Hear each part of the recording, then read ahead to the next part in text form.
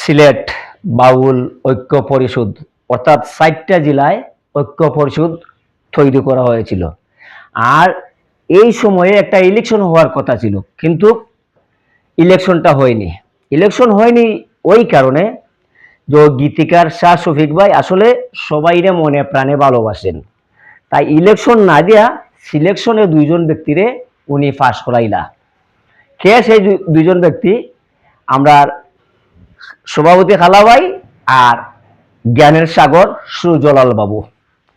জ্ঞানের সাগর উনারে এর কারণে বলা যায় যে উনি ডাকাতকে আমরারে খুবই মশলা দিছেন। গীতিকার আর সুরকার শিল্পী সকল আছেন বলিয়া সিলেট আমার মনে হয় নাই, আর সেটাই উনি উপস্থাপন করছেন। যাই হোক, আমি সেটা পরে বলবো।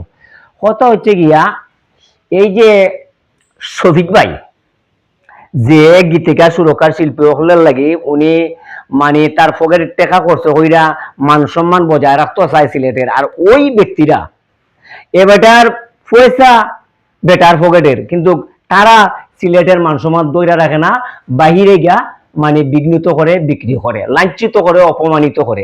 আজ আমি সূর্যলাল কাকার একটা লাইভে শুনলাম সিলেটে নাকি কোনো ভালো জ্ঞানের কোনো শিল্পীও নেই।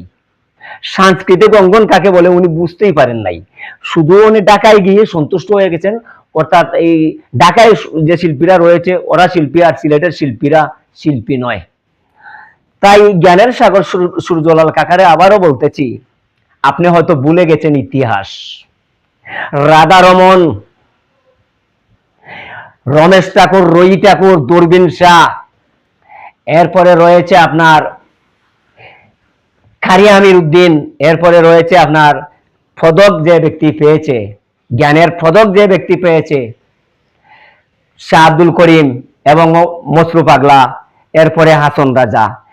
আউল বাউলের দেশ এই সিলেট, আর সেই সিলেটই আপনি অপমান করলেন, যেখানে কোনো মানুষ ঢাকায় গিয়ে কুমুটো করার কথা ছিল না। কিন্তু আপনি কি করলেন?